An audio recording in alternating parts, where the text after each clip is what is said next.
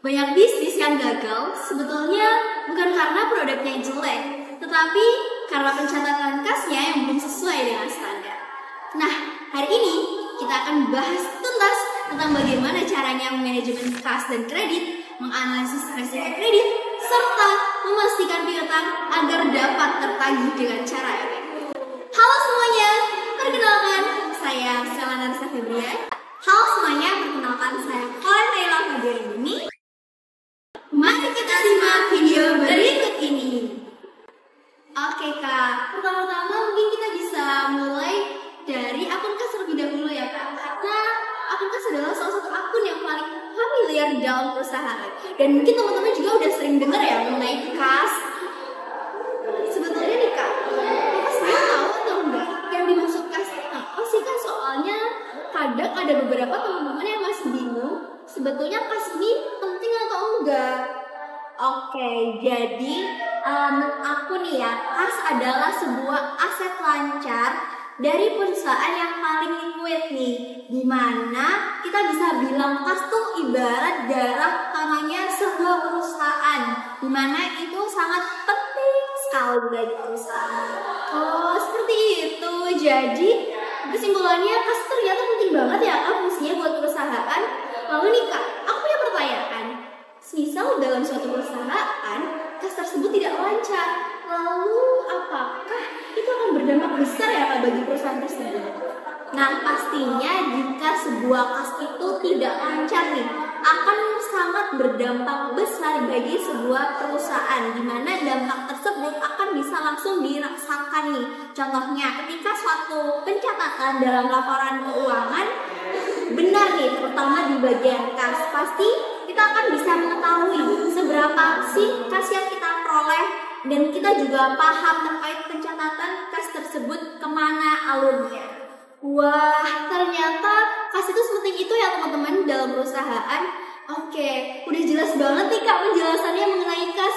Selanjutnya mungkin kita bisa bahas ke akun yang paling familiar juga di dalam perusahaan. Ada yang bisa tebak? Apa tuh? Coba tebak. Ya, betul banget. Selanjutnya kita akan bahas mengenai piutang.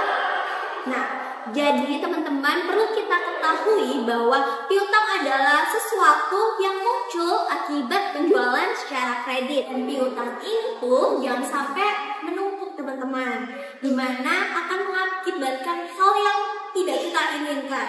Selain itu, di awal kita perlu menetapkan syarat atau perjanjian di awal. Lalu kita juga perlu nih kasih jatuh tempo misalnya 30 hari.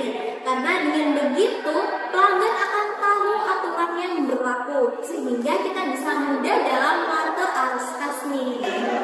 Nah, oke Sel, kita kan sudah berbincang-bincang mengenai piutang. Nah, menurut kamu sendiri ya, gimana sih piutang itu perlu atau enggak ya? Dan menurut kamu gimana sih kepentingannya di sebuah perusahaan? Apakah sangat penting atau gimana? Oke, kalau dari aku sendiri ya kak, aku ngerasa piutang itu penting banget keberadaannya dalam perusahaan. Tetapi nih teman-teman, ada hal yang perlu diingat juga. Dan ketika kita mengasih piutang kepada pelanggan yang kita percayai, kita harus tahu bagaimana nantinya piutang tersebut akan dibayarkan. Betul kata Kak Valen tadi, misalnya dengan tempo yang sudah kita sepakati, dan itu menjadi sebuah perjanjian yang mutlak seperti itu. Oke nih kak, kan setelah kakak jelasin nih ya, poin apa aja sih kak yang menurut kakak tuh penting nih? Oke, menurut aku sendiri poin penting yang harus ada ketika kita ingin memberikan piutang, yang pertama adalah jangan lupa lakukan analisis resiko terlebih dahulu. Dimana hal ini adalah bagian penting ya teman-teman, karena ini juga menyangkut mengenai sebuah keputusan yang nantinya akan diambil perusahaan tersebut. Lalu yang kedua, jangan sampai salah mengasih tempo pembayaran ke semua pelanggan. Jadi kita perlu periksa dulu nih kak, riwayat pembayaran itu nanti akan seperti apa, kondisi keuangan mereka itu bagaimana, atau bahkan kita juga harus mencari tahu reputasi perusahaan yang mereka dalam beberapa tahun terakhir ini bagaimana. Dan dari sini kita akan bisa menilai nih teman-teman, apakah pelanggan tersebut bisa kita percaya atau malah dapat membuat perusahaan kita beresiko tinggi jika kita tetap nekat untuk meminjamkan piutang kita. Ingat, satu piutang terbengkalai akan membuat bisnis kita tersendat. Maka dari itu, sekali lagi, analisis risiko ini sangat penting. Next, kita akan membahas tentang bagaimana sih cara penagihan piutang. Dan sebenarnya kalau kita ketahui, strateginya itu sangat-sangat mudah. Yang penting kita konsisten dan detail secara efektif. Wah, bener banget yang dibilang Kak Valen. Aku jadi paling penasaran nih, kira-kira gimana sih Kak? Oke, jadi yang pertama, kita bisa buat sistem pengingat seperti lewat chat, email, ataupun telepon sebelum jatuh tempo.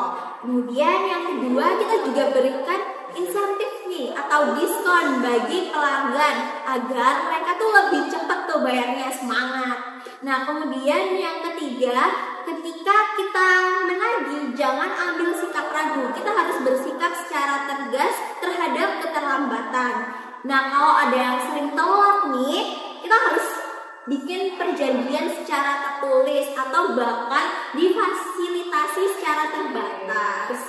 Nah, hal ini kita lakukan demi menjaga agar kas kita tuh berjalan dengan lancar dan baik. Gitu teman-teman. Wah, seperti itu ternyata ya Kak. Nah, selanjutnya dari tadi kan kita sudah membahas nih teman-teman mengenai kas, mengenai piutang, dan sebetulnya poin-poin yang harus kita highlight itu apa saja. Selanjutnya, apabila kita membayangkan nih teman-teman, ketika kita memberikan piutang kepada perusahaan lain itu sepertinya berat banget ya Kak ya. Karena kita harus mengawang-awang, kita harus mengekspektasikan bagaimana ketika piutang terrealisasi secara langsung. Gimana kalau gitu kita bahas tadi kasusnya aja. Nah, setuju banget. Ya, oke, kita masuk ke segmen studi kasus. Oke, di sini aku bakal bacain studi kasus yang akan kita bahas dalam podcast kita kali ini.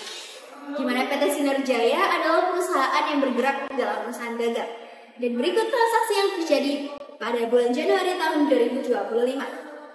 Di tanggal 2 Januari, PT Sinar Jaya menjual barang secara kredit senilai 50 juta kepada toko makmur dengan syarat 2/10 N30. Lalu pada tanggal 8 Januari, toko makmur membayar utangnya kepada PT Sinar Jaya. Dan yang terakhir, di tanggal 15 Januari, PT Sinar Jaya membayar beban listrik dan air sebesar 2 juta secara tunai. Nah, kira-kira teman-teman ada yang udah tahu gak jawaban dan jurnal ini seperti apa? Oke, mungkin kita bisa bahas bareng-bareng secara tuntas nih. Oke, gimana perusahaan dalam melakukan pencatatan? Oke, let's go mulai. Nah, dari tanggal 2 Januari ini, PT Sinar Jaya menjual barang secara kredit sebesar 50 juta dengan syarat 2/10 N30. Untuk sistem pencatatannya, kita anggap kan menjual secara kredit nih, sehingga kita memberikan piutang usaha sebesar 50 juta di debit, lalu untuk penjualannya sebesar 50 juta di kredit. Lalu untuk transaksi yang kedua, di tanggal 8 Januari, toko makmur membayar utangnya, di mana dari toko makmur sendiri ini dapat diskon sebesar 2/10 N/30. Nah, caranya yaitu 2% dikali 50 juta, hasilnya 1 juta rupiah. Kemudian uang yang diterima sebesar 49 juta. Lalu untuk pencatatannya, kas sebesar 49 juta di debit, ada potongan penjualan sebesar 1 juta di debit, dan ada piutang usaha yang berkurang sebesar 50 juta di kredit. Lalu untuk yang terakhir nih, pada tanggal 15 Januari, PT Sinar Jaya membayar beban listrik dan air sebesar 2 juta secara tunai. Nah, pasti di sebuah perusahaan kita udah pakai listrik, air, dan lain-lain, dimana kita juga perlu membayarnya.